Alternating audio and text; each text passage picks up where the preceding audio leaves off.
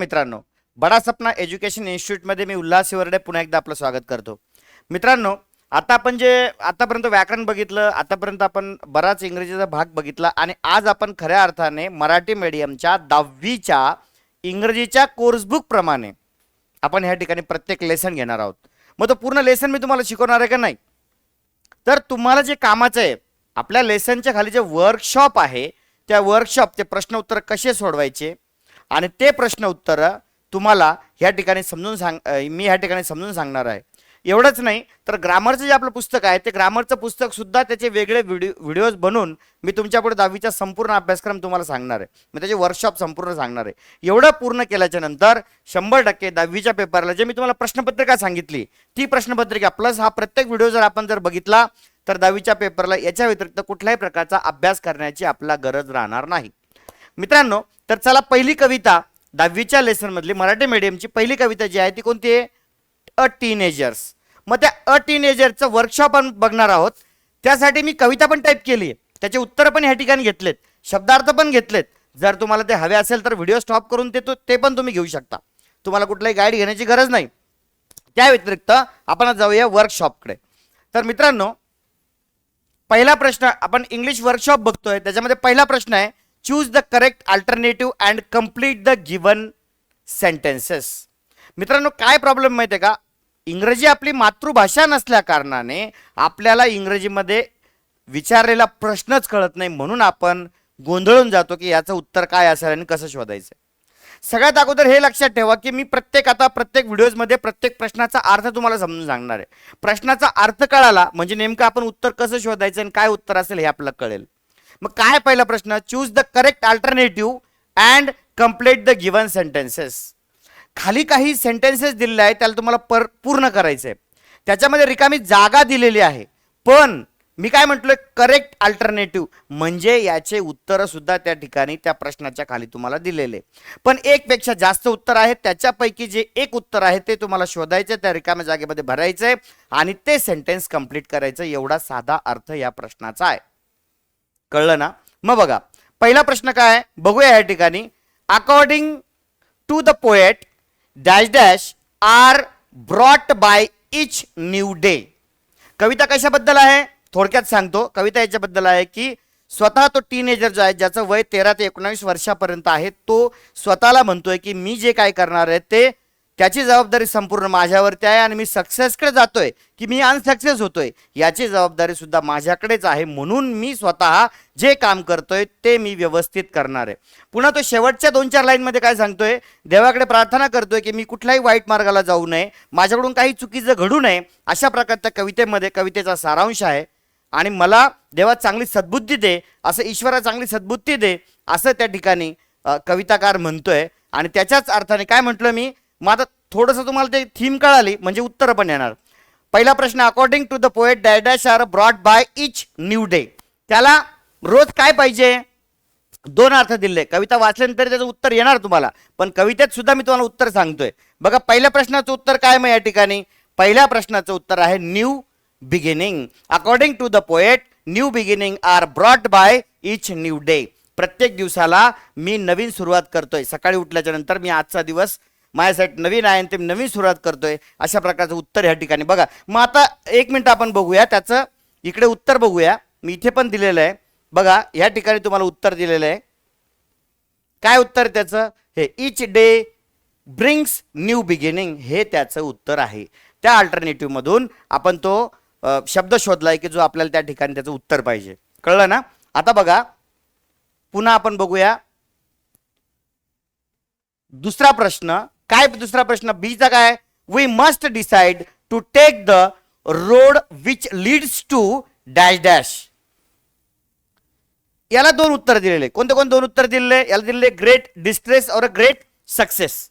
मग याचं उत्तर काय? Great success. कवितेमध्ये बघायचं काय? बघूया 1 मिनिट. कवितेमध्ये पण दिलेलं आहे बघा, कुठे ते ग्रेट सक्सेस इथं दिलेलं आहे.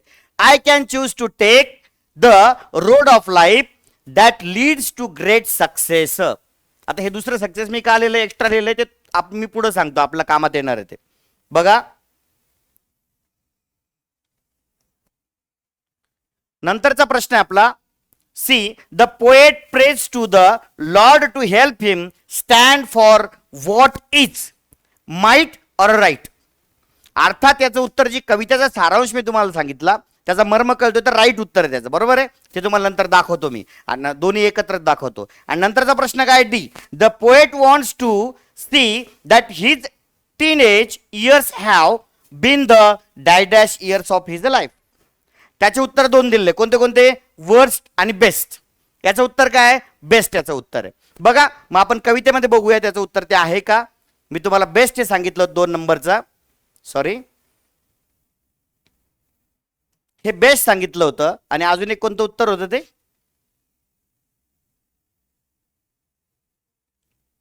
ग्रेट सक्सेस होतं का. हा, एक न्यू बिगिनिंग होतं, एक न्यू बिगिनिंग होतं, एक ग्रेट सक्सेस होतं. आणि हे तर काय होतं, डिस्ट्रेस. डिस्ट्रेस नाही सॉरी, एक मिनिट, वरती घ्यावं लागेल. हे बेस्ट, हे बेस्ट याचं उत्तर या ठिकाणी बरोबर आहे ना, बेस्टच होतं ना, बेस्ट उत्तर त्याचं आहे.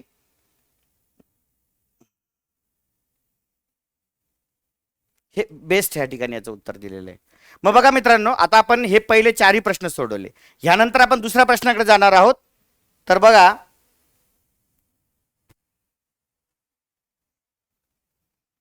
दोन मिनिटं. हा, दुसरं काय, दुसरा प्रश्न आहे, find and write the pairs of a rhyming words from the poem. आपल्याला आपल्या कवितेमधून रायमिंग वर्ड्स शोधायचे. ते रायमिंग वर्ड्स आपण कवितेमध्ये घेतलेले.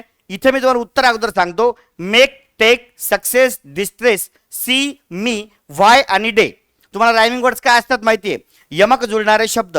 ज्या शब्दांचा उच्चार हा सारखाच असतो त्याला यमक जुळणारे रायमिंग वर्ड्स असे म्हणतात. मग आपण याला कवितेमध्ये बघूया.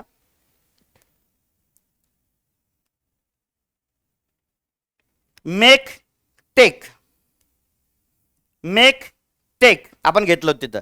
सक्सेस, डिस्ट्रेस, बरोबर आहे. आता बघू याच्या पुढचा कोणतं कोणतं आहे अजून, वे, डे, एवढे शब्द होते, बरोबर आहे. हे यमक जुळणारे शब्द होते. नंतरचा प्रश्न आपण आता बघूया. याला डायरेक्ट इरेस होत नाही का मॅडम हे,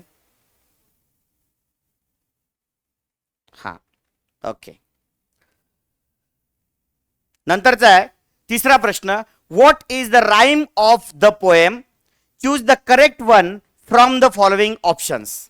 आता हा प्रश्न ग्रामरचं जे सेक्शन आहे त्याच्यामध्ये त्याचा एक वेगळा व्हिडिओ तयार केलेला आहे. कारण इथं नुसतं एवढं सांगितल्यानंतर तुम्हाला कळणार नाही. म्हणजे विषय असा आहे की ज्या लाईन्स असतात त्या लाईनमध्ये सारखेपणा कोणत्या कोणत्या लाईनमध्ये आहे त्याप्रमाणे आपला पहिल्या लाईनला ए, दुसऱ्या लाईनला बी, तिसऱ्या लाईनला सी, दोन्ही सारख्या लाईन जर असतील तर ए ए, नंतर बी बी, नंतर सी सी, असं त्याचं उत्तर शोधावं लागतं. फक्त मी तुम्हाला या ठिकाणी उत्तर सांगतोय आणि आपण नंतर त्याला काय करू, त्याला आपण नंतर बघूया काय ते. तर काय म्हणतोय मी तुम्हाला, what is the rhyme of the poem, choose the correct one from the following options. आपली जी कविता आहे ती कविता ए बी सी डी प्रमाणे, म्हणजे पहिल्या 2 लाईन सारख्या नाहीत, दुसऱ्या 2 लाईन सारख्या नाहीत, प्रत्येक लाईन ही वेगवेगळी आहे. म्हणून त्या ठिकाणी काय केलंय, एका लाईनला ए, दुसरीला बी, तिसरीला सी, तिसरीला डी. तुमच्या लक्षात आलं असेल ते दोन्ही ठिकाणी ए बी सी डी होतं, इथं ते डी आहे. हां, तर तुमच्या लक्षात आलं असेल, तुम्ही लक्षात ठेवा. नंतर त्या व्हिडिओमध्ये तुम्हाला रायमिंग स्कीम कसं काढायचं हे सुद्धा मी त्या ठिकाणी सांगणार आहे. नंतर बघा मित्रांनो, नंतरचा प्रश्न आपला चौथा प्रश्न, match the lines in a column A with the figure of speech column B. याचा सुद्धा वेगळा व्हिडिओ मी तयार केलेला आहे. त्या वेगळ्या व्हिडिओमध्ये बघायचं आहे की आपला हा प्रश्न आल्यानंतर 100% फिगर ऑफ स्पीच तुम्हाला येणार म्हणजे येणार. मग पहिल्या याच्यामध्ये काय मी तुम्हाला इथं जोड्या लावून दाखवलेलं आहे. डिसिजन्स आय मस्ट मेक, काय आहे हे आहे इन्व्हर्जन. आता इन्व्हर्जन म्हणजे काय थोडक्यात ऐका, म्हणजे तुमच्या लक्षात येईल की मला काय म्हणायचं, त्याचा वेगळा व्हिडिओ का तयार करावा लागला. इन्व्हर्जन म्हणजे the act of changing the position or order. काय ज्या वाक्यामध्ये आता काय ते डिसिजन आय मस्ट मेक, याच्यामध्ये काय होतं माहिती का, मी जे कार्य करतोय त्याच्यामुळे क्रिया बदलते, मग ती टॉपला जाते किंवा बॉटमला जाते. हे इन्व्हर्जनचा अर्थ. ज्या वाक्यामध्ये असा अर्थ मतीत होतो त्याला इन्व्हर्जन असं म्हणतात. हे मी पहिलं तुम्हाला सांगितलं. ह्यानंतरचं जे आहे ॲपॉस्ट्रॉफ, हे जे मी तुम्हाला उत्तर सांगतोय आणि बाकीचं मग त्या व्हिडिओमध्ये तुम्ही बघा आणि ते करा पूर्ण. ते गरजेचं आहे बरं का, ते परीक्षेला येतं. ते जवळजवळ 2 मार्काला 100% येतं म्हणजे येतच. तर बघा दुसरं आहे, please open up my eyes dear lord. याचं उत्तर काय आहे? ॲपॉस्ट्रॉफ. का आहे त्या व्हिडिओमध्ये बघायचं आहे. नंतर आहे travel down the dark and road. याचं उत्तर काय आहे? ॲलिट्रेशन. याचं त्या व्हिडिओमध्ये बघायचं आहे. आणि नंतर आहे I can choose to take the road of life. याचं उत्तर काय आहे? मेटाफर. हे मेटाफर काय आहे, मेटाफरचा अर्थ काय आहे, त्या व्हिडिओमध्ये सविस्तर सांगितलं. तो अर्ध्या तासाच्या आसपासचा व्हिडिओ आहे. बरं, आता नंतरचा प्रश्न आपण बघूया. नंतरचं काय? नंतरचा तुमच्या पुस्तकाच्या खाली दिलेला प्रश्न आहे, elements of a planning and interview. इंटरव्ह्यूची तुम्हाला प्लॅनिंग तयार करायची, फॉर्मॅट स्ट्रक्चर तयार करायचं आहे, साईज लेंथ त्याची ठरवायचं आहे, मित्रांनी बसून ग्रुपमध्ये करायचं आहे. डझंट म्हणजे काय करायचे काय नाही करायचंय. टाईप ऑफ क्वेश्चन्स तुम्हाला त्या ठिकाणी बघायचे. आणि नंतरचा प्रश्न आहे 6वा मित्रांनो, prepare a set of 10 questions to interview and any success teenager. You may use the following guidelines. तुम्हाला 10 इंटरव्ह्यू घ्यायचा आहे, त्याच्यामध्ये 10 प्रश्न तयार करायचे. मग आता हे प्रश्न तयार करायच्या अगोदर तुम्हाला त्याचं नाव ठरवावं लागेल, त्या मुलाचं ज्याचा तुम्ही इंटरव्ह्यू घेता त्याचं नाव ठरवावं लागेल. हे मी या ठिकाणी तुम्हाला दिलेलं आहे. नेम ऑफ द इंटरव्ह्यूअर काय आहे? अर्जुन हिवर्डे. नंतर काय? नेम ऑफ द इंटरव्ह्यूअर कोण आहे? मनोज काळे. टॉपिक काय आहे? बिझनेसचा टॉपिक आहे. हे 4-5 टॉपिक दिले, त्याच्यामध्ये आपण बिझनेस निवडलाय. व्हेन्यू काय आहे? स्टुडिओ. कुठे आहे ते? स्टुडिओमध्ये घडलेलं आहे. स्टुडिओमध्ये इंटरव्ह्यू घेतलाय. कधी घेतलाय? 5 जून 2024ला. किती वाजता? 5 वाजता संध्याकाळी. किती? हाफ ॲन आवरचा, की ज्याच्यामध्ये आपला 10 प्रश्न विचारायचे, आपलं उत्तर पण घ्यायचे. पण या ठिकाणी आपलं फक्त प्रश्न तयार करायला सांगितलं, आपण फक्त प्रश्न तयार करणार आहे. आणि मग त्यानंतर मी 10 प्रश्न तयार केले, तुम्हाला वाचून दाखवतो. व्हॉट टाईप ऑफ आपण बिझनेसमॅनचा इंटरव्ह्यू घेतोय. मग आता हे कुठं बघाल मित्रांनो? गुगलमध्ये ट्रान्सलेट नावाचं एक हे येतं, ॲप येतं. त्याच्यामध्ये तुम्ही बघू शकता, आपण प्रश्न तयार करू शकतो, आपण त्याची प्रॅक्टिस करू शकतो. प्रॅक्टिस करा तुम्ही. कशी तुम्हाला इंटरनेटवरून करता येईल ती करा, तुम्हाला लिहून करता येईल ती करा. तुम्हाला सगळं सांगणार आहे या ठिकाणी, जे तुम्हाला गरजेचं आहे ते सगळं सांगणार. मग प्रश्न पहिला काय? What type of business you are doing. तुम्ही कोणत्या प्रकारचा बिझनेस करता? प्रश्न वाचून दाखवतो फक्त. How is your business in this days. तो कसा चाललाय आता? In which city do you your business. कोणत्या सिटीमध्ये तुमचा तुम्ही बिझनेस करता? How many customers do you currently have. आता तुमच्याकडे किती कस्टमर आहेत? What do you have in a mind for your business. तुमच्या आता मनामध्ये काय आहे तुमचा बिझनेस वाढवण्यासाठी? How many employees do you have in a total. तुमच्याकडे किती एम्प्लॉईज काम करतात? How much time do you devote to your business. तुम्ही त्याला किती वेळ देता? How much monthly income do you get. Are you happy with your business. आणि शेवटचा प्रश्न आहे, can I do business like you. मी तुमच्यासारखा बिझनेस करू शकतो का. हे 10 प्रश्न आपण मित्रांनो तयार केलेत. आपल्याला हा सुद्धा प्रश्न परीक्षेला येतो आणि हा अतिशय महत्त्वाचा प्रश्न आहे. बघा याच्यामध्ये मी तुम्हाला आता जे सांगितलं होतं वेगळा व्हिडिओ, तो कशासाठी बघायचा ते पण सांगतो मी तुम्हाला. राईम स्कीम नावाचा एक प्रश्न आलेला आहे. टायटल कवितेचं तुम्हाला सांगायचंय. इतका सोपा प्रश्न असतो ना, बरेच मुलं असतात ते सोडून देतात. आता मला सांगा टायटल म्हणजे काय? त्या कवितेला काय नाव दिलेलं आहे? अ टीनेजर नाव दिलेलं आहे. ते तुम्ही दिलं अ टीनेजर, ह्या ठिकाणी लिहिलं अ टीनेजर. नंतरचा प्रश्न काय तुमचा? तो म्हणतो पोएट. पोएटचं नाव काय आहे? जे मॉर्स, हे त्याचं नाव आहे. बरोबर आहे. त्याच्या खाली लिहिलेलं आहे कवितेच्या खाली. नंतर काय म्हणतोय? रायमिंग स्कीम कोणती आहे? The rhyme scheme of the poem is a ABCD. ते मी तुम्हाला पहिल्या प्रश्नामध्ये सांगितलं. आणि ह्या प्रश्नाला किती मार्क? 4 का 5 मार्क ह्या प्रश्नाला पडतात.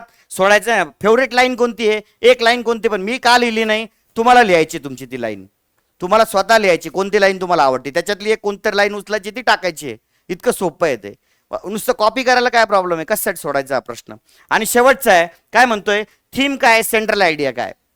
हे जरी नाही कवितेमध्येच ते दडलेलं आहे, पण तुम्हाला तुमचा थोडासा बदल करून लिहायचा. मी काय लिहिलंय बघा. The theme of the poem is a teenager's dilemma about making the right decision. इथपर्यंत लिहिलं तरी चालतं, त्याच्या पुढे लिहायची गरज नाही. पुढे काय म्हणतोय तो? The responsibility of a choice. पण तुम्ही इथपर्यंत लिहिलं तरी चालेल. कळलं का नाही कळलं? फुकटचे मार्क आहे हो, फक्त घ्या तुम्ही, बघा तुम्ही, मी सांगतोय ते समजून घ्या. नंतरचं काय म्हणतोय? हा प्रश्न आहे, compose a short prayer in English asking God to guide you in your teenage years. तुमच्या लहानपणी एखादी तुम्हाला जी कविता आठवतीये, तुम्हाला ती कंपोज केली, तुम्ही वाचलेली ऐकलेली, ती तुम्हाला लिहायची. मी लिहिलेली इथं फक्त दाखवतोय तुम्हाला, वाचणार पण नाहीये मी, ही बघून घ्या. अशी एखादी कविता, एखादी प्रेयर तुम्हाला बघायची आणि ती प्रेयर तुम्हाला त्या ठिकाणी तयार करायची की जेणेकरून तुमची प्रॅक्टिस होईल. नंतरचा प्रश्न आहे आपला, हा प्रश्न आहे, हा प्रश्न सुद्धा आपण या ठिकाणी बघणार नाहीये. लुक अराउंड इन युअर, काय इथं प्रश्न, एक मिनिट हा बघतो पुस्तकामध्ये.